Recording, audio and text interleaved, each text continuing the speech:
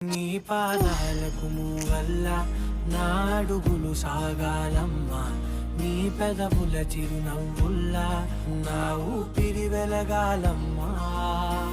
నిరంతరం నీ చంటి పాపల్లే ఉండాలి నేనన్నాళ్ళకి, నిన్ను దిలెంతగా ఎదగాలనుకోనే అమ్మా.